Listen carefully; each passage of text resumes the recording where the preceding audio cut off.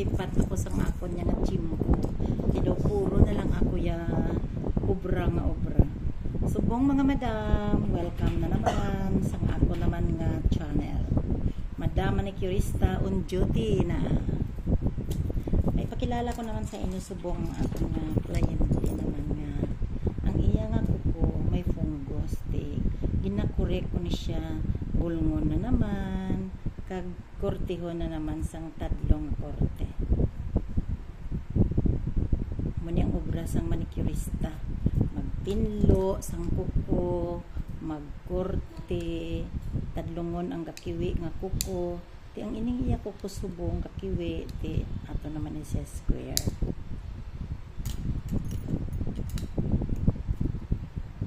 Kita ko naman sa inyo paano ko naman ni siya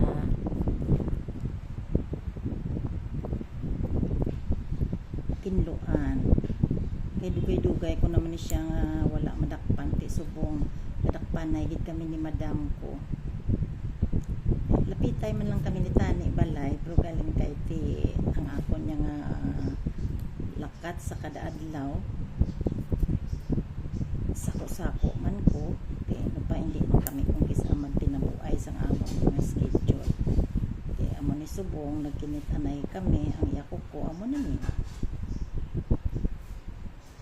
tinluan ko naman siya. Kani kay mga madam, basta gani may fungus ang inyo nga kuko, nagaputi na siya, kag nagadamo dead skin. Ti ang mga dead skin ginakuha ko ni siya anay, kag dason, ginabutangan ko ni siya sang apple cider. After ko mag-cleaning, kay ang apple cider gapadula fungus. Kapaayos ang fungus ang apple cider. Kung sino da sa inyong wala makahibalo, amo na ang akong ideya subong. Tapos after ko na nga mabutangan sang apple cider, gabutang man ako sang cream nga skin oil. Kaya amo man na siya ang nagapaayos sang kuko, nagapabakod sang kuko, kag nagapadula sang fungus.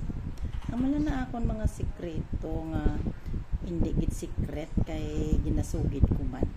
Eh parang ang iban nga wala man kabalo sa mga paano bulngon ang kuko nga may fungus, at least ideya man sila, di ba?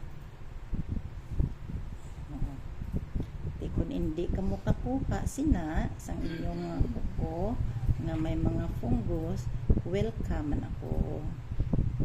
Gabaton man ako sang kliyente para sinyo. Always prepare man si Madam Manicurista. Amo na siya. Amo ni nga gadamo ang dead skin tungod kay may fungus iya ko. Amo na ako.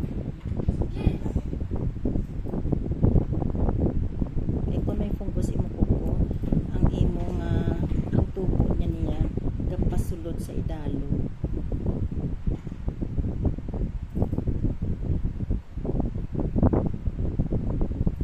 Kadamo dead skin. Yeah.